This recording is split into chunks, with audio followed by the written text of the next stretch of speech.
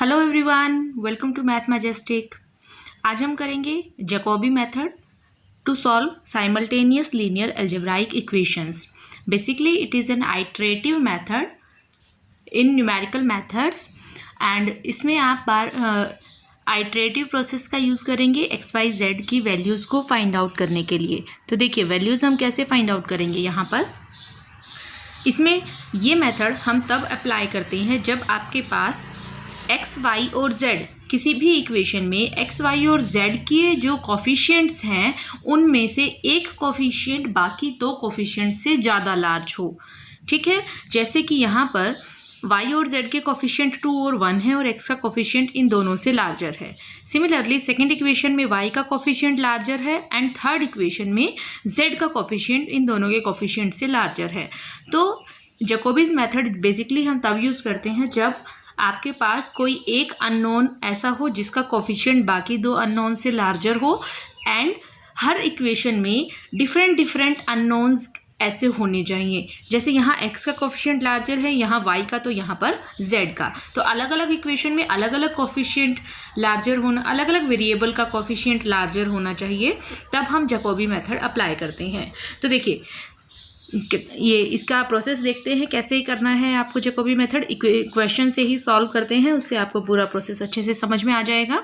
तो देखिए यहाँ पर 5 जो है इसका मोड हमारे पास ग्रेटर है 2 और 1 के मोड से।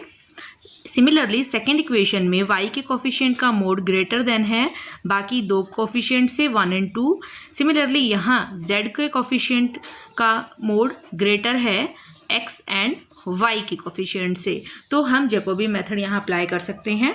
तो हमें इसमें प्रोसेस क्या रहता है कि जो वेरिएबल जिस वेरिएबल का कोफिशिएंट बड़ा है हम उस वेरिएबल की वैल्यू निकाल लेते हैं।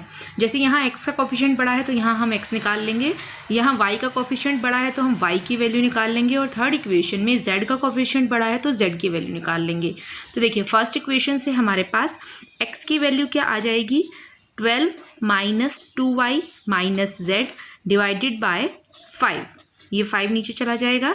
सिमिलरली y के कोफिशिएंट की वैल्यू हमारे पास क्या आ जाएगी, यहाँ से 15 माइनस x माइनस 2z, दोनों राइट पे चले गए, नेगेटिव हो गए एंड 1/4। सिमिलरली z के कोफिशिएंट की वैल्यू हमारे पास हो जाएगी थर्ड इक्वेशन से 20 minus x minus 2y divided by 1/5 into 1/5। ये आपके पास एक्स वाई और जेड की वैल्यूज़ आ गई हैं। अब हमें इसके अंदर इनिशियल अप्रॉक्सीमेशंस पुट करनी है। इनिशियल अप्रॉक्सीमेशन में आपको x not 0, y not 0 and z not 0, ये तीन हमें इनिशियल अप्रॉक्सीमेशंस लेकर चलनी होती हैं, x not, y not and z not.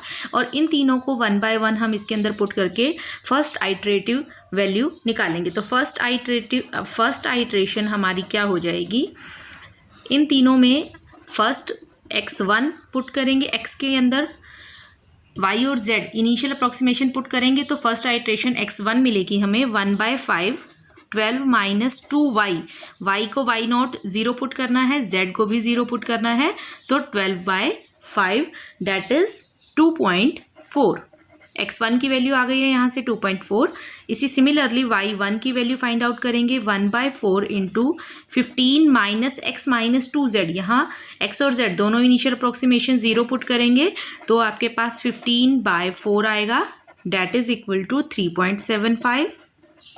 Similarly z की वैल्यू फाइंड आउट करेंगे हम, तो z1 फर्स्ट अप्रॉक्सीमेशन हो जाएगा 1/5 20 माइनस x को 0 पुट करेंगे, y को भी 0 पुट करेंगे, तो 20/5 डैट इज इक्वल टू 4। तो यहाँ से हमारे पास x1, y1 और z1 तीनों की फर्स्ट आइटरेटिव वैल्यूज़ आ गई हैं, x1, y1 और z1।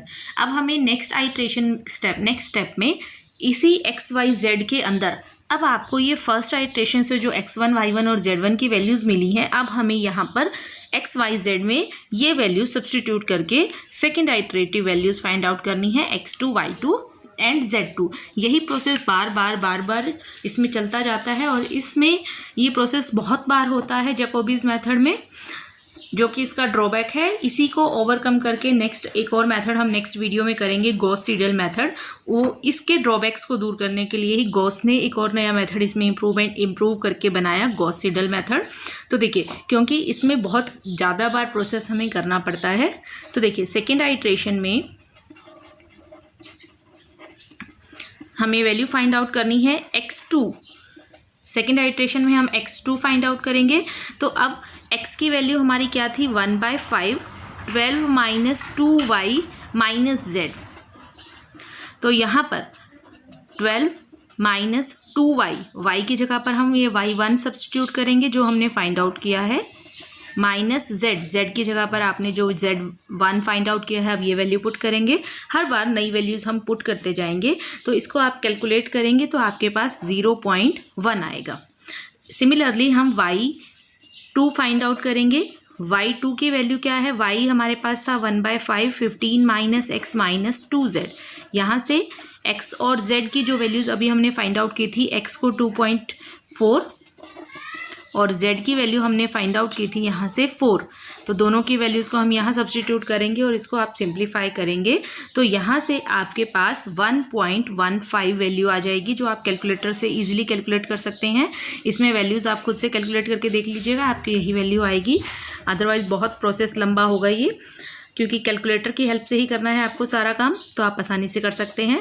20 minus x minus 2y ये आपकी z2 की वैल्यू हो जाएगी। तो यहाँ पर इसके अंदर 20 x और y की जगह पर फर्स्ट अप्रॉक्सीमेशन से जो वैल्यूज़ आई हैं हमारे पास 2.4 एंड 2 इंटू 3.75 ये वैल्यूज़ सब्सटीट्यूट कर दी हमने। और यहाँ से हमारे पास z2 की वैल्यू 2.02 ये वैल्यू हमारे पास आ जाएगी। ये आप आसानी से करके देख सकते हैं बार बार। इसके बाद थर्ड आइट्रेशन हमें करना है। थर्ड आइट्रेशन के लिए देखिए, थर्ड स्टेप में हमें करना है, अब हम x, y और z के अंदर जो हमने ये x2, y2 और z2 फाइंड आउट की हैं ये वैल्यू सब्सटीट्यूट करेंगे। तो थर्ड आइट्रेशन में x3 हमारे पास आएगा 1/5, 12 माइनस 2y माइनस z था, तो y की जगह पर हम ये वैल्यू पुट कर देंगे जो अब हमने y2 फाइंड आउट की है, z की जगह पर z2 की वैल्यू। तो आपके पास x3 की वैल्यू जो है इसको सिंप्लीफाई करने पर 1.536 ये वैल्यू आ जाएगी। सिमिलरली y3 फाइंड आउट करेंगे, 1/4 इंटू 15 माइनस x की जगह पर अब हमने जो वैल्यू फाइंड आउट की है 0.1 x2 की वो पुट करेंगे, माइनस 2z की जगह पर z2 की वैल्यू पुट करेंगे। इसको सिंप्लीफाई करेंगे तो आपके पास 2.715 वैल्यू आ जाएगी।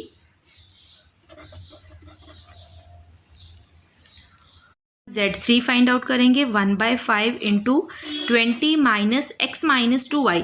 अब x हमने ऊपर निकाला था 0.1, y हमने फाइंड आउट किया था 1.15।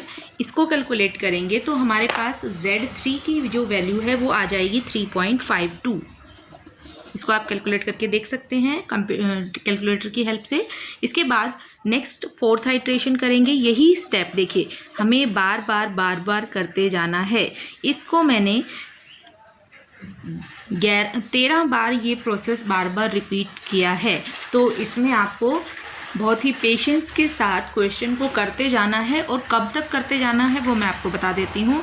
जब तक आपके पास किन्हीं 2 आइट्रेशन में वैल्यूज़ जो आएंगी वो आपकी वैल्यूज़ जो हैं वो अप टू उनमें किन्हीं 2 लगातार आइट्रेशन में वैल्यूज़ में बहुत कम डिफरेंस जब आए, जब आपका डिफरेंस वैल्यूज़ में बहुत कम आना शुरू हो जाए, या ऑलमोस्ट 2 या 3 वेरिएबल डेसिमल के बाद 2 या 3 वेरिएबल्स तक आपकी डेसिमल के बाद आपकी वैल्यू अगर सेम आनी शुरू हो जाती है, ऑलमोस्ट सिमिलर, तो आपको वहाँ पर प्रोसेस बंद कर देना है और आपका वो आंसर हो जाएगा। तो देखिए फोर्थ आइट्रेशन हमने किया, एक और आइट्रेशन कर लेते हैं। x4 की वैल्यू आपके पास आएगी 1/5, 12 माइनस 2 इंटू में x3 की, अब y3 और z3 यूज़ होंगे इसके अंदर, तो 2.715 माइनस z है 3.52। इसको सिंप्लीफाई किया तो 0.61 वैल्यू आएगी यहाँ से हमारे पास। फिर y4 हमारे पास है 1/4, 15 माइनस x है आपके पास 1.536 क्योंकि x3 आया है, -2z, z आया है 3.52, इसको सिंप्लीफाई किया तो 1.606 ये वैल्यू आएगी आपके पास। Z4 की वैल्यू हमारे पास आएगी 1/5, 20 माइनस में x है 1.536 -2y, y है 2.715, तो इसकी वैल्यू आपके पास कैलकुलेट करने पर आएगी 2.6068। तो देखिए ये आपके पास 4th आइट्रेशन की वैल्यूज़ आ गई हैं। Similarly 5th iteration, 6th, 7th, 8th आपको तब तक करते जाना है। अब देखिए यहाँ पर जो वैल्यूज़ आपकी आई हैं इनमें और इन वैल्यूज़ में बहुत ज़्यादा डिफरेंस आ रहा है। इसका मतलब अभी आपको ये प्रोसेस बहुत लंबा करना पड़ेगा, क्योंकि ये गैप बहुत कम हो जाए तब हमें प्रोसेस स्टॉप करना है, या ऑलमोस्ट आप ऐसा कहें कि कोई वैल्यूज़ रिपीट होनी शुरू हो जाएं। तो देखिए मैं आपको अभी मैंने ये क्वेश्चन पूरा करके देखा है, तो मैं आपको इसलिए डायरेक्ट ही वैल्यूज़ बता देती हूँ। आपको पूरा क्वेश्चन सॉल्व करके देखना होगा खुद से।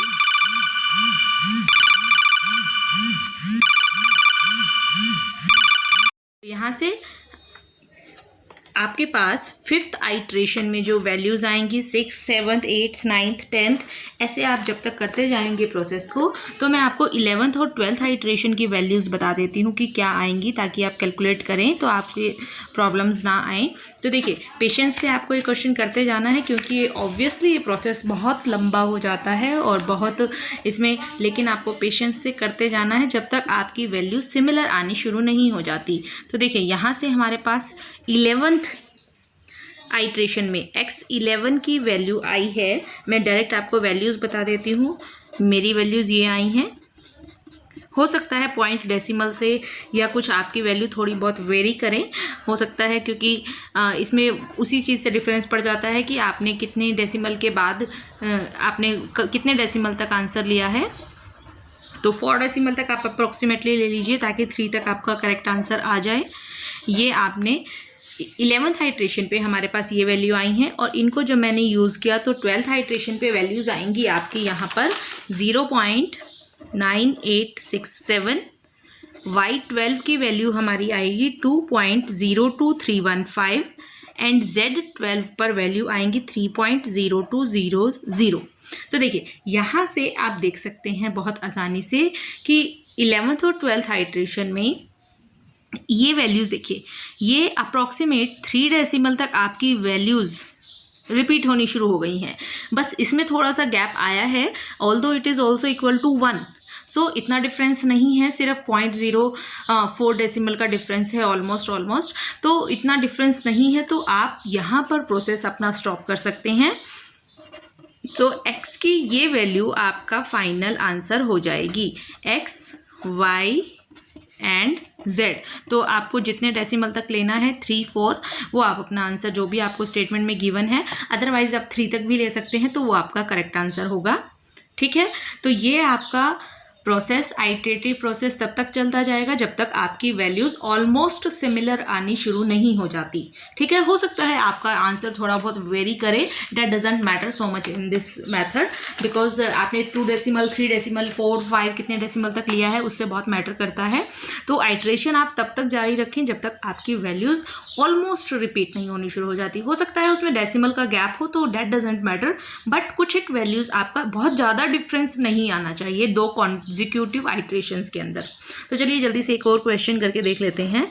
नेक्स्ट क्वेश्चन की स्टेटमेंट में लिखती हूँ 5x - y + z = 10, 2x + 4y = 12, x + y + 5z = -1। Question में आपके पास फर्स्ट में x का वेरिएबल बाकी दोनों के सम से बहुत बड़ा है, 5 is greater than mode of -1 + 1, y का कोफिशिएंट है -1, z का -1, यहाँ पर y का कोफिशिएंट है 4 विच इज़ ग्रेटर देन, अब z यहाँ पर नहीं है तो आप इसको 0 × z मान सकते हैं, तो 2 + 0 x और z के कोफिशिएंट से बड़ा है ऑब्वियसली, यहाँ पर z का कोफिशिएंट आपके x और y के कोफिशिएंट से बड़ा है। तो देखिए यहाँ पर आप जैकोबीज मेथड अप्लाई कर सकते हैं। तो सबसे पहले आपको इनिशियल x की फर्स्ट इक्वेशन से x की वैल्यू फाइंड आउट कर लेनी है। तो क्या आ जाएगी आपकी x की वैल्यू 10 + y - z, इनको राइट पे ले गए, 5 से डिवाइड कर दिया हमने यहाँ पर।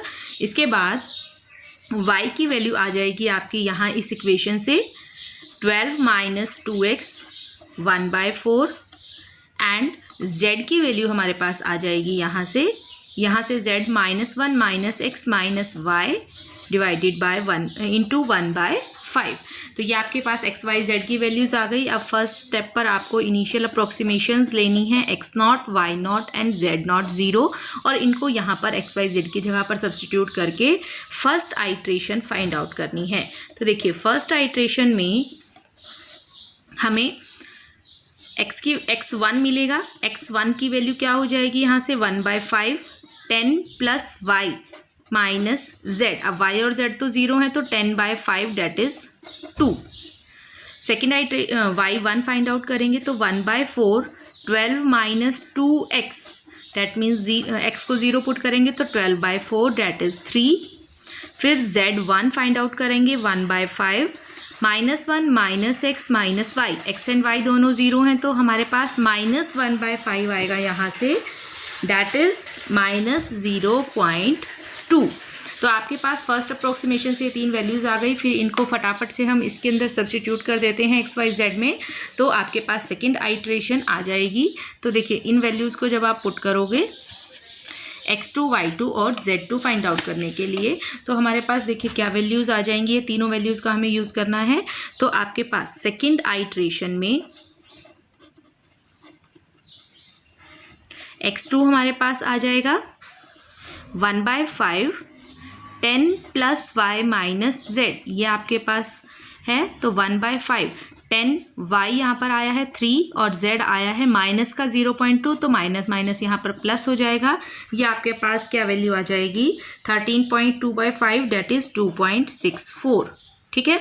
सिमिलरली आप सेकेंड y2 फाइंड आउट करेंगे तो y2 की वैल्यू है 1/4 12 माइनस 2x, ये वैल्यू आ जाएगी आपकी 1/4 12 माइनस 2x। x1 है हमारा 2, यहाँ पर x1 पुट कर दिया हमने तो ये आपके पास वैल्यू आ गई 2। फिर आप z2 फाइंड आउट करेंगे तो z2 की वैल्यू आएगी 1/5 -1 माइनस x माइनस y, ये आपकी z2 की वैल्यू है। तो यहाँ पर देखिए -1 x1 और y1 पुट करेंगे तो x1 है आपके पास 2 और y1 है 3, तो ये वैल्यू यहाँ से आपकी आ जाएगी -6/5 डेट इज़ -1.2। तो देखिए यहाँ से आपके पास सेकेंड आइट्रेशन की वैल्यूज़ आ गई हैं। अब हम third iteration fourth iteration similar process से आइट्रेशंस करते जाएंगे। तो देखिए ये प्रोसेस आपका कब तक चलेगा ये मैं आपको बता देती हूँ। आपकी फिफ्थ आइट्रेशन की, ये आपका सिक्स्थ आइट्रेशन की वैल्यूज़ मैं यहाँ डायरेक्ट लिख रही हूँ। ये प्रोसेस आप करते जाएंगे तो सिक्स्थ आइट्रेशन करेंगे जब तो हमारे पास x6 y6 और z6 क्या आएंगे। देखिए x6 की वैल्यू आएगी आपके पास यहाँ से 2.4735, y6 की वैल्यू आएगी 1.7656 एंड z6 आएगा -0.6376। ठीक है, ये आपकी सिक्स्थ आइट्रेशन की आएंगी। फिर आप इनको सब्स्टिट्यूट करेंगे और सेवन्थ आइट्रेशन जब फाइंड आउट करेंगे तो आपके पास वैल्यूज़ आएंगी x7 की वैल्यू आएगी हमारे पास 2. ये मैं डायरेक्ट लिख रही हूँ वैल्यूज़ क्योंकि बहुत नहीं तो बहुत प्रोसेस लंबा हो जाएगा। आप खुद से वैल्यूज़ निकाल के मैच करके देख लीजिए, आपकी भी यही आएंगी। हो सकता है वही मैंने अभी जैसे बताया था पॉइंट डेसिमल में कुछ चेंज हो सकते हैं आपकी और वैल्यूज़ में, तो लेकिन ऑलमोस्ट आपकी यही वैल्यूज़ आएंगी। मैंने इसलिए डायरेक्ट लिख दी हैं वैल्यूज़, मैंने इसको करके देखा है क्वेश्चन को पूरा अच्छे से। तो देखिए Z7 की वैल्यू आ जाएगी -0.64782। अब देखिए अब आपकी वैल्यूज़ यहाँ पर देखिए 2.47 2.480 1.765 1.763 -0.637 -0.647। तो 63 और 64 ऑलमोस्ट ये भी 64 ही है आपका। तो 64 और 64 76 दो डेसिमल तक तो देखिए आपकी वैल्यूज़ ऑलमोस्ट सिमिलर आ गई हैं। तो आपको आगे प्रोसेस करने की ज़रूरत नहीं है। फाइनली आपका ये आंसर आ गया है क्योंकि वैल्यूज़ ऑलमोस्ट आपकी रिपीट होनी शुरू हो गई हैं। तो आपका ये आप आंसर मानकर चल सकते हो। ये 6 और 8 भी लिख सकते हैं आप इसको, या आइदर -0.64 भी 2 डेसिमल तक ले रहे हैं तो आप अपनी मर्जी से 2 या 3 डेसिमल जितना आपको स्टेटमेंट में गिवन है उसके अकॉर्डिंग वैल्यूज़ ले सकते हो। तो ये आपका XYZ solution of the given linear equation आ गया है। आप इसको वेरीफाई भी कर सकते हो, गिवन जो आपको इक्वेशन है उसमें आप सब्स्टिट्यूट करके अपना आंसर मैच भी कर सकते हो, आपकी वैल्यूज़ बिल्कुल उसको सेटिस्फाई करेंगी। तो फ्रेंड्स, आपको मुझे लगता है ये मेथड समझ में आ गया होगा, लेकिन इसको प्रैक्टिस करना बहुत ज़रूरी है क्योंकि ये बहुत लंबा प्रोसेस हो जाता है जैकोबीज मेथड को करना कई बार। तो पेशेंस के साथ आपको इसको करते रहना है। अगर कोई प्रॉब्लम आए तो आप मुझे कमेंट बॉक्स में कमेंट करके ज़रूर बताइए। एंड फ्रेंड्स, आपके लिए अगर ये वीडियो हेल्पफुल है तो प्लीज़ वीडियो को लाइक करें, कमेंट करें, क्योंकि उससे हमें और अच्छा काम करने की उससे मोटिवेशन मिलता है। तो please like my video, subscribe my channel and share my channel. Thank you very much for watching my videos.